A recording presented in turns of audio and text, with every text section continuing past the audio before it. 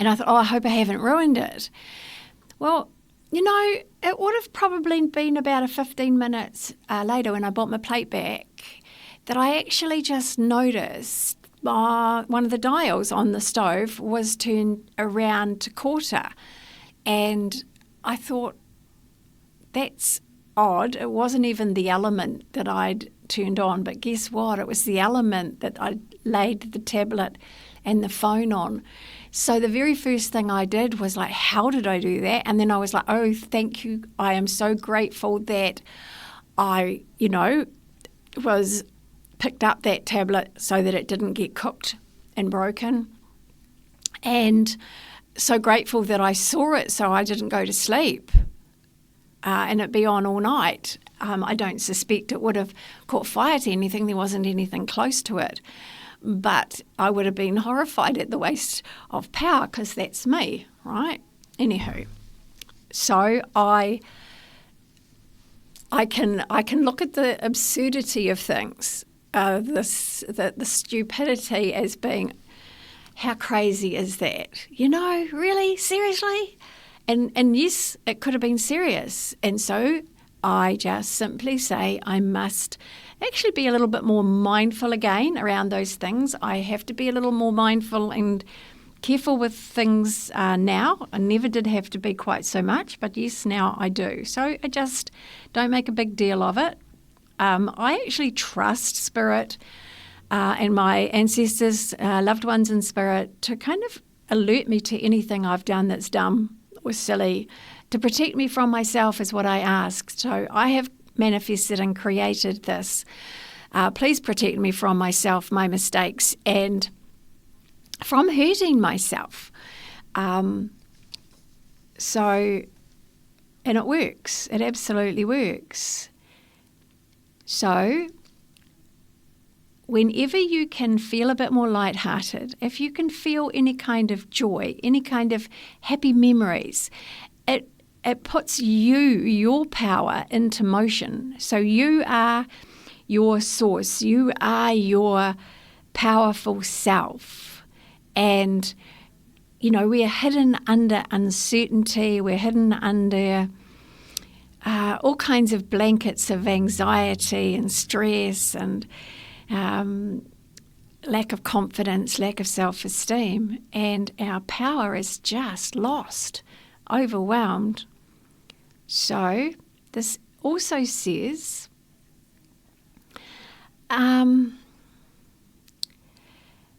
you would only, it's funny, I was listening to something about anxiety.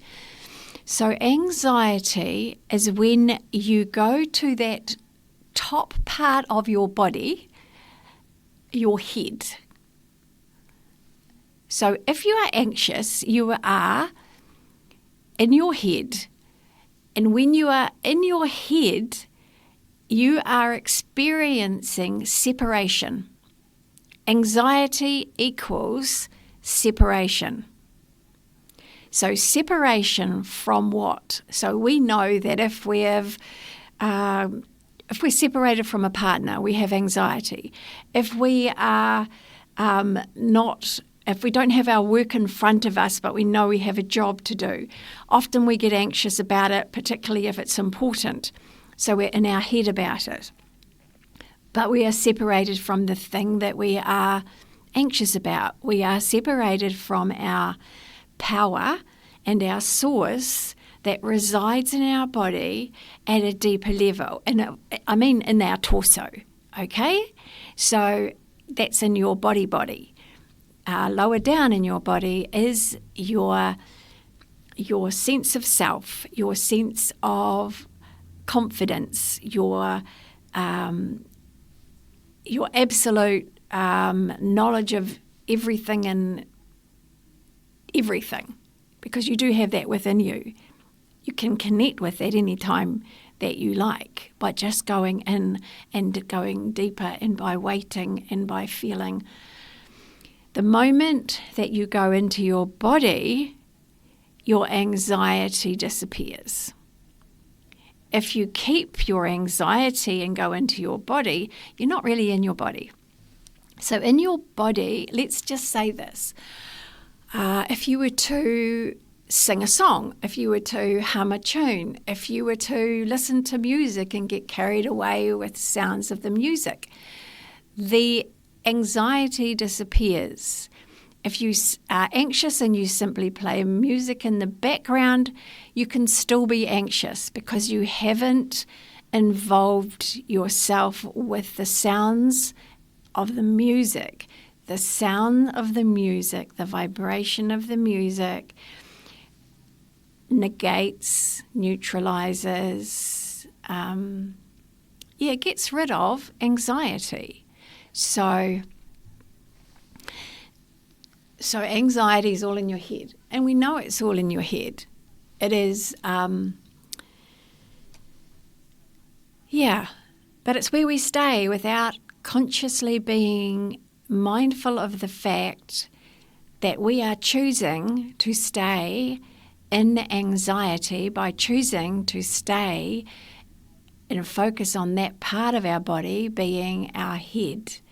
Our thoughts go round in loops, they build on each other. So feelings and feeling something different works. So it is, if you are someone that goes to church every week, or your parents did, if you are singing a hymn, there's no anxiety. Partly it's because of the words, the sound of the words. It is the feel of your words in your body that take anxiety away. Yeah, all anxiety is separation from something, but it is separation from you believing your own power, that you can handle it. Okay? So, what else were we going to say? If you ever feel unsafe, because this card says, and it is a card, it's information, but I'm just calling it information, you and your loved ones are safe and spiritually protected. That is a truth of truths. It doesn't matter if you've ever been to church. It doesn't matter if you've ever believed in God. I can guarantee you, and I say this a lot, that if you are in absolute survival struggle, you will automatically reach up and out away from yourself and ask for help. It is instinctive in every single solitary one of us. And we are actually reaching for Source, for God, which is love, for help. Okay, so if you feel unsafe, then call upon your ancestors, your mum, your dad, your grandparents, other ones you love in your family to help you, to watch over you, to give you guidance, because they do. It's just, to me, it's just such a natural part of who we are as human beings, because I live it. I've lived it from the time I was a child, because love was everything, because everything in life was difficult for me. I felt everything so strongly, and it was very harsh. So anything that you ask for, so I will call them prayers, because wishes and desires are prayers, and the reason that they are prayers is because if you had a machine that measured the energy of a wish and a desire and a prayer, the frequency is identical. So a wish and a desire is actually a prayer. So Everyone has a purpose on the planet. You have a purpose. You are here. You have a sacred mission. So that's something that's more than just doing an important job. It's about being the best version of yourself that you can, being a good person, being kind to your fellow man, the person next to you. We are all proven to be brothers and sisters. We are not far removed from each other. And if you ever know somebody and then you find out that you both know the same person, then you'll know that we're all close. You go overseas and you run into somebody from the same country that you're in. You might even run into somebody that is very similar to you. We are all connected, all of us. So we have to be kind to each other, because otherwise we're hurting ourselves. And you know what? I get it. If you hate on yourself, I did it my whole growing up life. Hated on myself for my inadequacies and all sorts of other things that now I know I was being hypercritical and judgmental of myself because I wanted to be better. I wanted to be a good person. I wanted to be the person that I felt inside me that was capable, that was purposeful, that was loving, kind, and helpful. And sometimes your situations in life, and particularly mine growing up, always seem to bring out the other side of me. And I used to hate myself for that until I learned to embrace it in the fact that the other side of me, which I was angry about, actually gave me confidence, daring, determination. It gave me things I wouldn't otherwise have had. It gave me strength to deal with a whole lot of things that were extremely, hard. Anyway. So, let's just say, so the angels are watching over you and your family and any loved ones, that your future is safe and secure. All your needs are being met and always will be. The worst is now behind you. So that goes along with what I had before about this month, things starting to lighten, not be quite so heavy, to fit into place a little bit more. And it started in March, so by now you will start to see more hope. I said about hope last session. I talked about hope and faith last session, because hope, faith, and love are non-negotiables. We must have them. And when you have no hope, you must find it any little place you can. And, hope is letting you know that there's another day, that the sun will rise again tomorrow, because it always does, and that it's a new day, and in that new day, new things can happen. They do happen.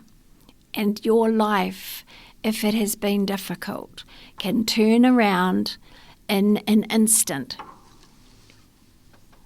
Not necessarily in the morning, but as you go through your day, your life can completely turn around. And so what else can I give you for June that would be uplifting? Let's just see. If you have ever felt rejected by a person or by life, I felt rejected by life, and that was a big deal for me because I believed in God and I believed in that I was his child and that he loved me, because I had to hold on to that hope. And I don't know where I was going with that, because I'm actually trying to look something up at the same time here, so sorry about that. Yeah, I have a little difficulty, so it's in finding. I'll just keep looking, but I'm not actually looking at this point, because if I'm meant to give you more information about this that doesn't just come from what I receive, then I will find it, which I just found. So this just says, if you're feeling rejected or have been rejected by anybody, firstly, it's not that there's anything wrong with you. It's that that person is dealing with their own problems and issues of self-love and self-worth. That is always the case, by the way. So use rejection to grow, expand, and build yourself. So when you're feeling rejected, you can feel disconnected from your heart and soul, and it can actually immobilize you. So you just stop participating. You stop feeling like getting up in the morning. You stop feeling like participating in anything. But it's an opportunity that you can grow. So let's just say, I know that automatically, if you're rejected, you are being asked to not reject yourself. You are being asked to actually you be the one that doesn't reject yourself, okay? It's why it's happened, so that you be the one that stands by yourself, supports yourself, speaks to yourself about how what you offer, what you brought to the table. This could be rejection with work as well. You know, if you've been fired, it's like, stand up for yourself. Know what you gave, what you contributed, and that can actually help lift you up from any feelings that would hold you down and immobilize you. And also, it's a good time to take a leap of faith. And often, and it's like, if you lost your job, if other people rejected you, as in made complaints about you, if you were in a relationship and that person did something that made you feel rejected, if they left you, if they hurt you, if they abused you in any way, or put you down in any way, then you have to know it's about them, and you have to know whether that's a truth about yourself. Never ever is there anyone else on the planet that can tell you about you. Never ever. No one is an authority on you except you. And that's the truth. So it comes down to, are you rejecting yourself? Have you rejected yourself? How well do you know yourself? I rejected myself my entire growing up life. And because of all of the things I could see that was wrong about me, my weaknesses, my ineptitude, the talk I got from others around me about myself, I believed it to be true. I think now in my older age, why the heck, seriously, did I believe anybody else? Because today I know myself, and I know what I'm capable of. And, I know I fail. I know I could produce a lot more. I know I could do a lot more with my work. And you know what? I forgive myself every single time that I don't measure up to some internal standard based on how I was brought up, because I will put it down to, I'm not in the mood. Okay, so I'll maybe get in the mood later. Okay, doesn't matter. I had a plan to do this today. Didn't work out. Actually, you know what? The world's not going to end. I'll see if if I get it done tomorrow. And for that reason, I don't set firm goals. If I have to achieve something, then pretty much I talk to myself and go, well, it's worth it for you to do it. You can do it. And I mean, I have to do this because I had early programming around my capabilities and things that did swamp me. And sometimes the echo comes back. But if I don't achieve something, I have this trust and faith that at some point, because I want to achieve it, at some point there will be time to do it. I will be in the right framework, mind framework. I'll be in the right space, energy space, to be able to actually do it. And you know what? Even if I only do a little bit, I go, I've done a little bit. I have this painting I've been painting, and it really could have been finished. I'm going to say should. See, should is self-blaming. Never say should. I could have actually had that finished months ago, and I didn't. So then it's like, instead of going, okay, there I go again, procrastinating and putting things off. Instead of that, I go, hang on a minute. There's a deeper reason. This year we're looking at deeper reasons for things. So it's like, maybe it's because when I come back to it, I will have some kind of inspiration or idea of something that I can do in a different way to that painting, that will bring something in the painting out more realistically. Or there might be just some quirky thing I do that it's like you just put your brush on and the next thing it's like, how did I get that effect? Do not touch it. It's not something you've deliberately done. It's something that's just happened. So,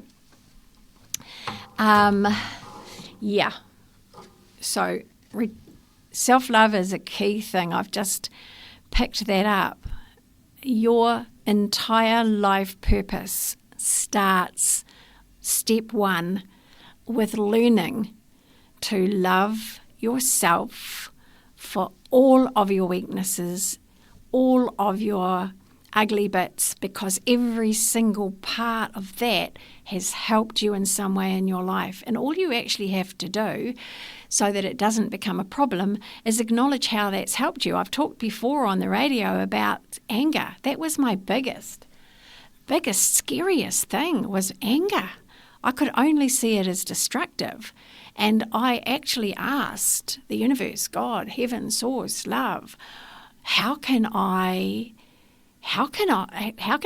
anger be useful? And I've said this before. I'm just going to say it again. I had beautiful dreams. I was feeling really happy. I went to get up out of bed. I put my feet on the floor and I was overcome with immense anger. I'd been asking for 2 weeks for the energy, because of my physical health, to vacuum. And I had a desire to get it done because I had people coming. And I was stuck in this, why am I so angry? This is weird. And then I got the thought, you wanted to do the vacuuming. Well, I thought I was too angry to do the vacuuming. And then I was like, just get over yourself. So I did the vacuuming. It took no energy whatsoever, no time whatsoever. And afterwards, I realised that I wasn't angry, and then I got it. The whole purpose of anger is to be productive with it. So it never was a problem for me after that. So once you accept the bits you don't like about yourself, because they serve you well, they help you in life, then you can love yourself a little bit more. But your number one first step in life is to learn to love yourself, which means, everybody, learn about yourself. Learn what your talents and skills are, what you bring to the table. You may be a very, very important person that listens Do you know how rare and valuable it is to have a person who listens? If you think about it, you know that it's very rare. And you know how valuable it is if you want someone to hear you, someone to listen to you. I mean, how many times has it been that your partner hasn't listened to you and they've been too busy, or your parents, or anybody, your work colleagues? I've spent years talking to myself, going around talking to myself and talking to myself out loud, because I was my supporter. I was the one that kept myself going. I was the one that could encourage myself along, do you know? So even if it is that you're just a good listener, that's absolutely rare and valuable and so, so, so important. So look at what your abilities, talents and skills are, and you've got more than that. You've got a lot of very valuable things that you can help people with, share with the world, maybe instruct people with, by example of how you live. Yeah, just think on that.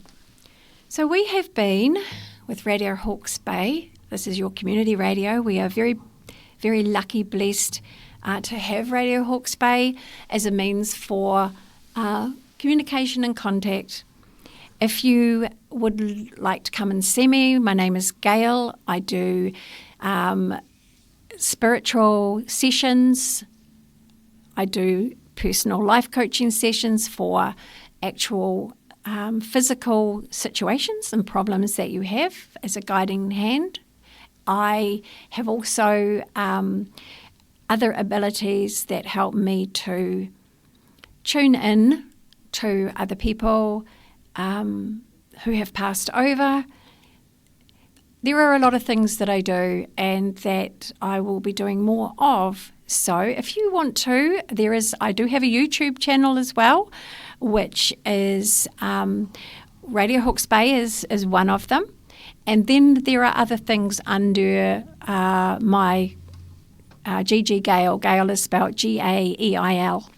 My phone number is 027 4166 545. 027 4166 545 if you would like to contact me for help, guidance, advice. This has been my pleasure, and thank you for listening. Have a gorgeous couple of weeks, and I will see you back. Namaste.